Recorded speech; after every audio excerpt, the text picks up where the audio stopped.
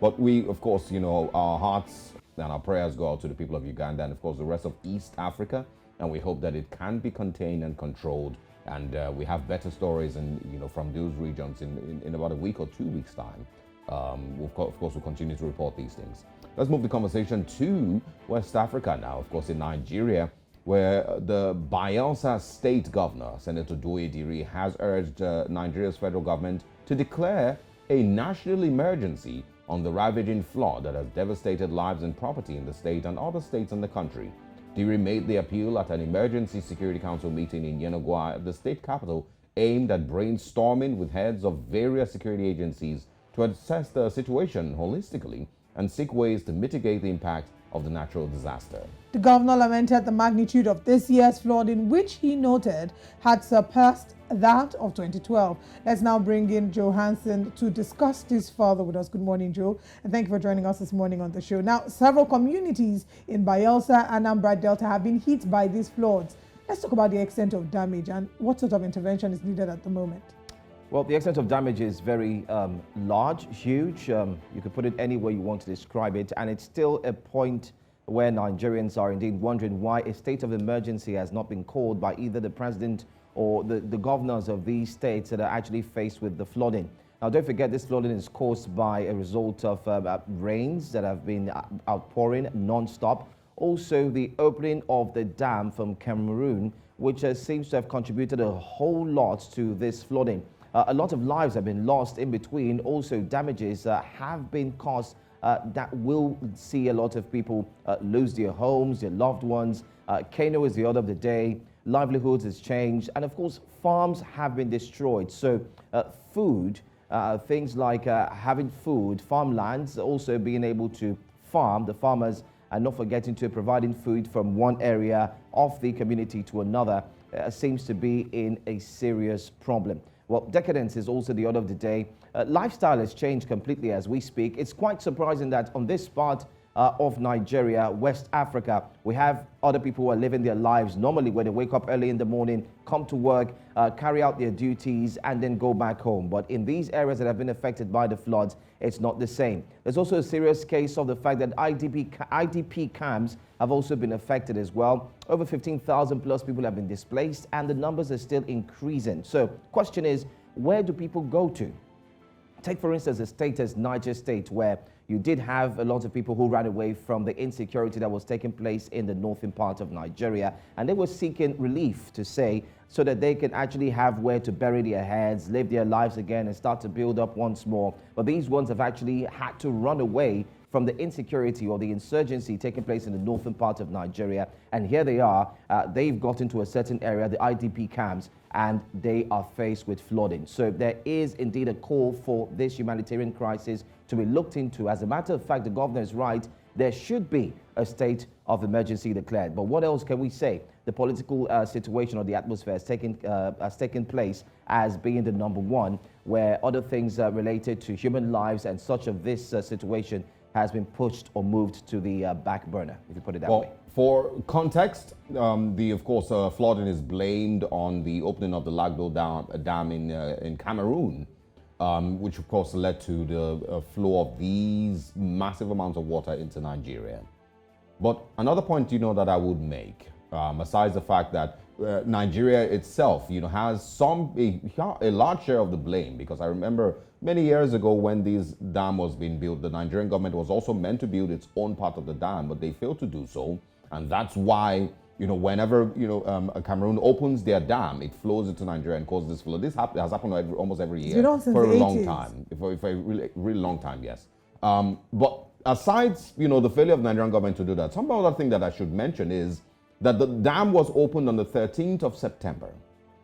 The Nigerian government's first official response on Twitter came yesterday, the 16th of October, more than a month after that dam was opened, and more than a month after people we're talking about 2.3 million people that have been displaced so far, more than 600 that have lost their lives. The Nigerian government only yesterday, about 8 hours ago actually, put out a statement, talking about, disaster response and whatnot. So it feels like the Nigerian government took its time. It's either it didn't see this as a crisis enough to put out a statement to at least show that it understood the severity of the situation, or just didn't bother itself? I'm not sure what the explanation, really is. Well, Sergio, you've actually raised a very pertinent question because, just like you said, you've got the governors of this state who are, some have actually kept quiet, and it seems like it's something that is the norm, but it actually isn't.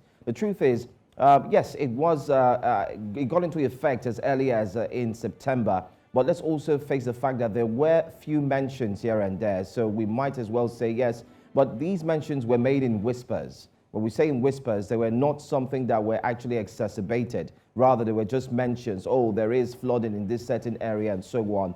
But coincidentally, the Cameroonian authority, or put it that way, the government also had said that they did their part. As a matter of fact, there's information that's coming on allegedly stating that they had informed Nigeria that they should get ready because their reservoirs indeed filled up and they need to actually open up the dams, which is what has led to a rush of what we've seen, water actually engulfing and of course inundating these large areas of land. And that's exactly why many Nigerians are wondering how come this information was passed at a certain time and nothing was done. The second point as well is this: if the governors of these states are actually really serious of what's ongoing, then a state of emergency should actually be called, because lives have been lost, properties are gone, and currently as we speak, we do understand the economic situation of the country, which has actually seen a lot of Nigerians go down the poverty lane. And in other words, when you have situations like this, it calls for an emergency because food will definitely be a problem.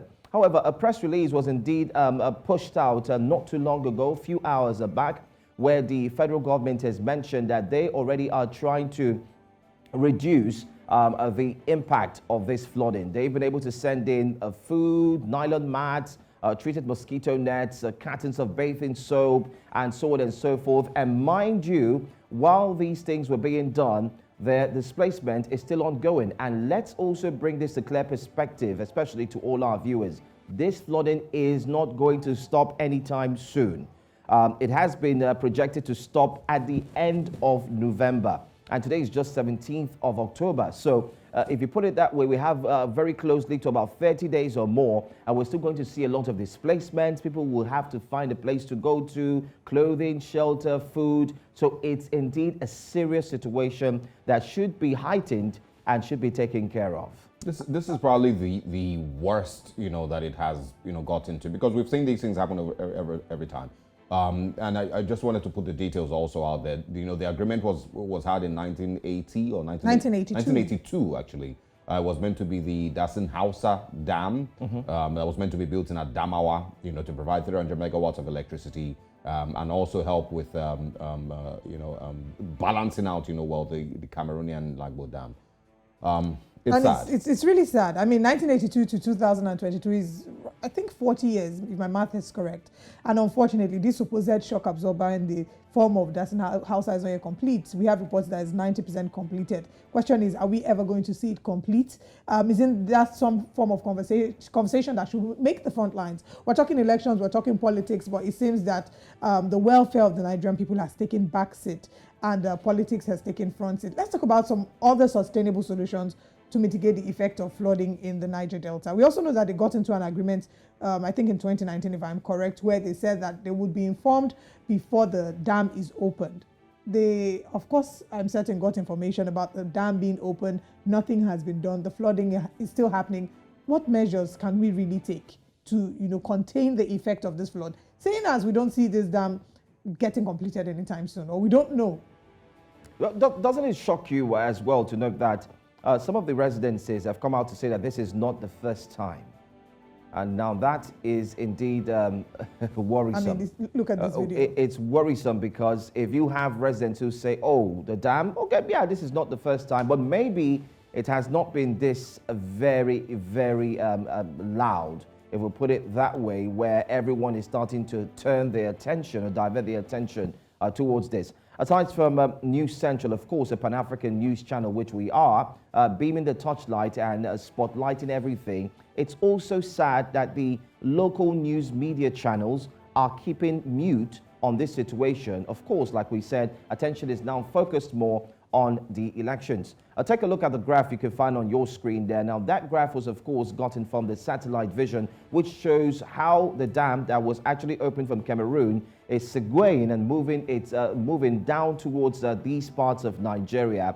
And it also will amaze you that certain eastern part, for instance, Anambra, a lot of residents in Anambra are actually evacuating their properties because it's also getting there. So the question now is, what are the governors of this state doing? Second question is, why isn't there a call for a state of emergency? And third question will be, how are we going to sustain the lives of those who have lost their loved ones, who have actually been impacted negatively by this flooding? And most importantly, remember, when you have floodings like this, it's certain that you're going to have illnesses, health situation, death toll, and of course, a mass movement of people who will be looking forward to see where they can actually migrate and save themselves away from death. About 603 people dead, over 2.5 million people affected nationwide. The conversations are still ongoing. You know, dams that are not yet completed, agreements entered into in 2013 that have not yet, made any impact. We will continue to have these conversations, holding the government accountable, and we as citizens, we must ensure that we do our part. Before we wrap this up, very quickly, I need to mention that there's a video, or there have been videos of people throwing bottles and plastic into the floods because they do not have a proper way, or they are not disposed to a proper way of, taking out their trash. We must mention that this is counterproductive and will not help you. It would only further worsen things. I mean, But Olive, what else can you do? What else can you say? I mean, we've seen children swimming, even people swimming in their residences, in their houses. Flooding, right, Joe? This is even before the flooding. Our waste management is also a problem we need to tackle. Oh, yeah. We see people that are throwing, even before the flooding started, we would see people throwing their trash into the gutters, their plastic bottles. This plastic, it will take 500 years for plastic to break down. So it's blocking the canals. So that's another conversation. Whilst we are not putting the blame primarily on the citizens, because the government bears the bulk of the blame, but we must talk about the roles the citizens have in ensuring that we do our own bit as well. The flooding we're talking about here, and I agree with you, with regards to the role of citizens, but the flooding we're talking about here, in some places is as high as 2 meters. If you've seen some of those videos, people's houses have been almost completely submerged, buried. Very sad. You can see duplexes, 1 floor, 2 floor, buildings, and the gate is almost covered. I know the sad part about this as we get out of here is the fact that we need to pay more attention to this. Unfortunately, when Hurricane Ian was happening, everybody was talking about Hurricane Ian. Why are we not talking about it as much? So some people have criticized Nigerians to say that, if it were foreign disasters, they would make sure that they are putting prayers for them on social media. We need to shine the light more on that. Thank you so much for joining us, Joe. We look forward to seeing you again. Thanks for having me.